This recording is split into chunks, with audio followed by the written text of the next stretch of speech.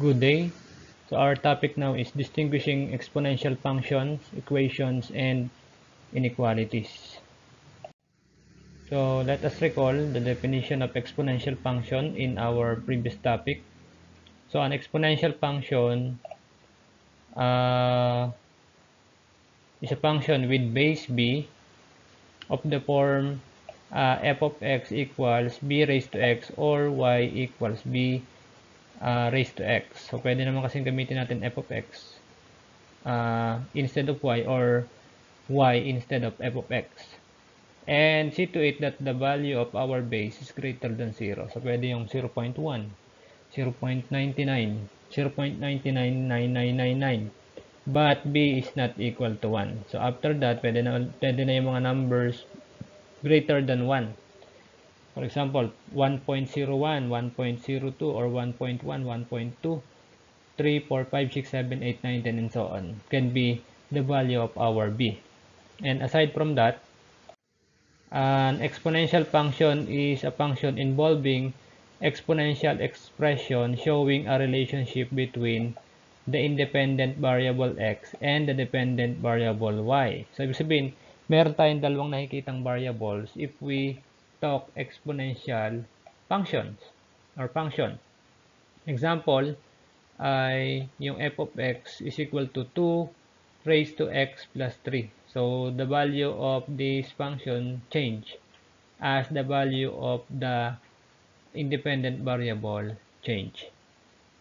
So, sometimes we see y instead of f of x. So, di ba, pag bago tayo ng value ng x dito, then our y value will change also. Especially when we make a table of values, di ba? If we have table of values, on our table of values, we have x row, tsaka column ng y, and we will assign values. Halimbawa, negative 1, 0. So, malapit sa 0 yung lagi nilalagay natin. You remember, di ba, when we are plotting points on the graph, so we always use the value that is near the origin. So kaya, if x is negative 1, di ba nagbabari yung ating mga y values. So example, if our x value is negative 1, so 2 raised to negative 1, 2 times negative 1 is negative 2. And then, di ba, ang mangyayari dyan, y is equal to 10 raised to negative 2 if x is negative 1. And then, gagamitan natin ng law of exponent. This will become 1 over 10 squared or 1 over 100. So, ang magiging sagot natin dito ay 0.01. And then, next, kung 0 naman siya, y equals 10 raised to 2 times 0, magiging 10 raised to 1. So, this is equal to 10.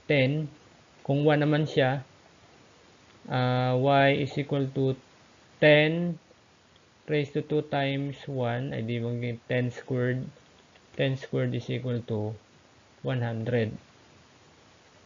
Kung 10 raised to 4 na, kasi ito na yung ating multiplier, so magiging 10 raised to 4 siya. So, 10 times 10, 1,000. This is 10,000. Yan. And so on. So, di ba, as the x value change, the y value also change. And this is exponential function. Next, exponential equation naman, on the other hand, an exponential equation is an equation involving exponential expression. So, may exponential expression tayo dito sa right side at sa left side. Ito, dito tingnan natin, meron sa left, meron sa right. That can be solved for x value satisfying the equation. For instance, ito ay consider natin na exponential equation. Because, since hindi pa natin topic ngayon ang solving exponential equation, so parang guessing muna ang gagawin natin. So, what will be the value of x? So, the value of x is, diba, is 2. Kasi, if we get the square of 11, then it will give us 121. So, So the only value of x here to retain the equality of the two expression is 2, or the solution is 2, so that it's still an equation, or the value of the left and the right sides are equal when x is equal to 2. So parang ganun, x is equal to 2. It satisfies the problem. So dito naman sa kabila, so we have 3. Ano ang value ng x na kung saan magiging equal pa rin yung dalawa. So since hindi ko muna ituturo sa inyo ngayon yung pagsosolve, pwede muna tayong gumamit ng trial and error. So anong possible value ng x natin? So what if you use x equals 4? Tingnan natin kung magiging equal siya. So 3 raised to 4, then 9, and then 4 minus 2 raised to 4 minus 2. So 3 raised to 4 is equal to 9 raised to 4 minus 2 is squared. So 3 raised to 4, 3 times 3 times 3 times 3.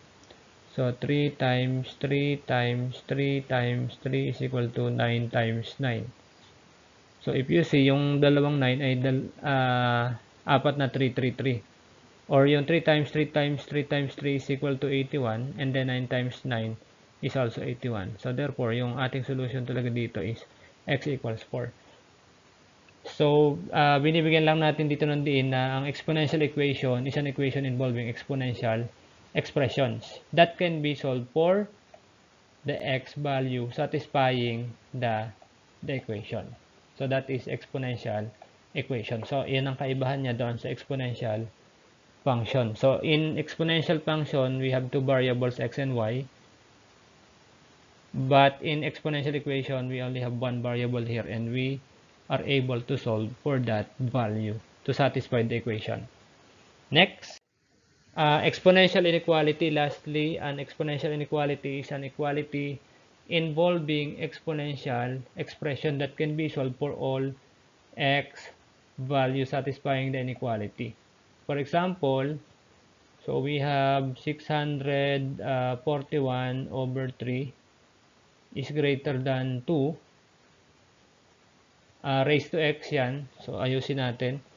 So if we have 641 over 3 is greater than 2 raised to x, so dapat involve pa rin yung exponential natin. So we see variable in the exponent. So another one is 0.9 raised to x, yan, is greater than 0.81. So this is, or these are example of exponential inequality. So instead na we see equal sign, we see the inequality symbol. So ano yung makikita natin dito sa inequality? Ano yung mga symbol na makikita natin? So we can see, so hindi na natin kasama to because ito ay sa equation, di ba? So ang mga symbol na makikita natin dyan, yung less than, greater than, yung less than, greater than or equal, and then less than or equal, at saka yung not equal. So ito yung mga symbol na makikita natin at magbibigay sa atin ng hint if the given exponential is exponential inequality.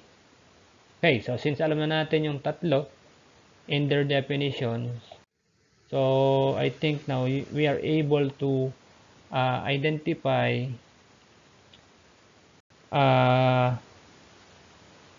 saan belong yung mga given na nandito sa ating slide, or the title of this is where do they belong. So we can now place them in their respective classification: exponential function, exponential equation, exponential inequality, or none of these. So itong una natin, tingnan natin yung una. So saan natin ito dapat ilagay? Okay? So saan natin dapat, is it exponential function? Is it exponential equation? Or is it exponential inequality? So ilagay na lang, lagyan natin ng mga letter para mailagay kaagad na. Hindi natin kasi malalagay ng mabilis doon sa loob ng box. So, lagyan na lang natin ng assigned letter. Ito yung letter na lang yung ilalagay natin. Para hindi tayo magtagal magsulat doon sa loob ng mga cells. Okay. So, lalagyan natin sila ng label. Yung label lang yung ating ipapasok doon sa table.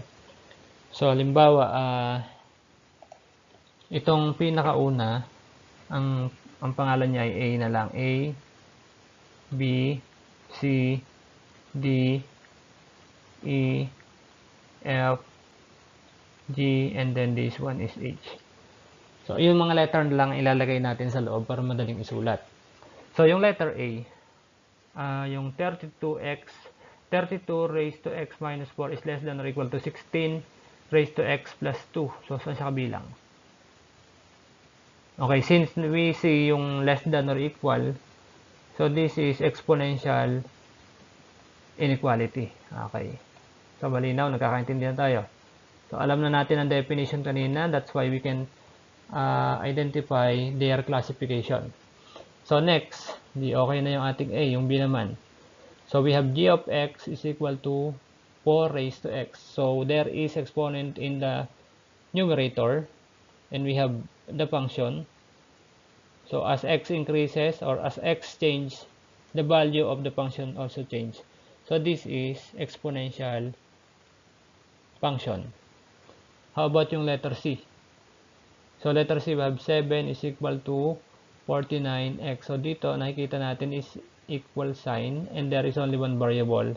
That's why it is exponential equation. So, walang value ang y, laging x lang. Diba?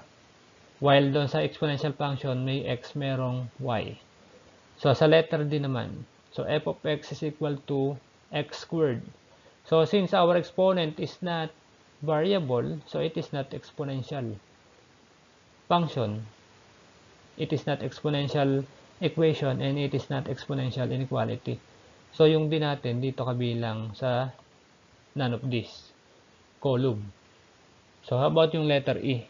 So, we have 36 raised to x equals 6. So, may variable in the exponent. That's why, and this is equal sign. There is only one variable. This is exponential equation. So, we are able to solve for x. And then, finding that value of x will make this statement true. So, dapat ang ilalagay nating value ng x dito ay mananatiling equal yung left side at saka right side of the equation.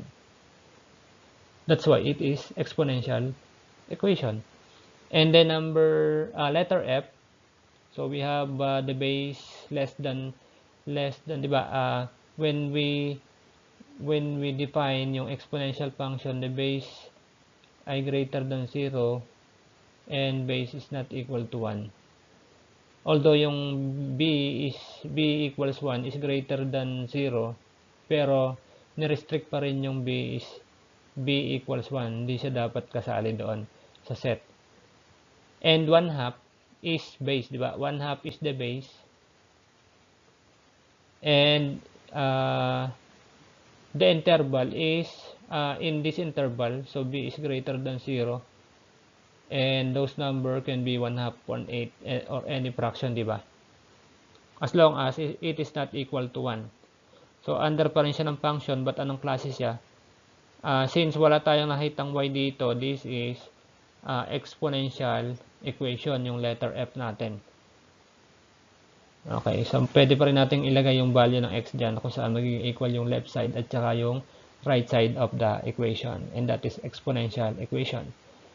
So, yung letter G natin, so y is equal to 2x. So, may y, may x. So, pagka ganyan, ang x basta natin sa exponent. So, this is classified as exponential function.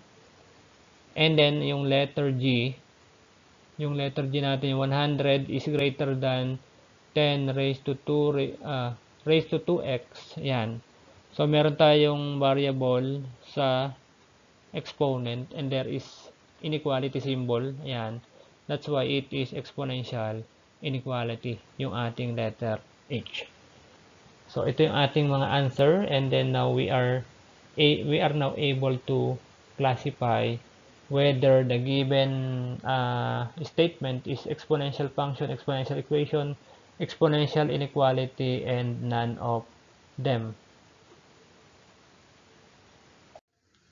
So again, thank you for watching and listening. I hope na may natutunan kayo sa ating lesson ngayon. And ang next topic natin will be solving exponential equation and inequalities. So once again, thank you and God bless everyone.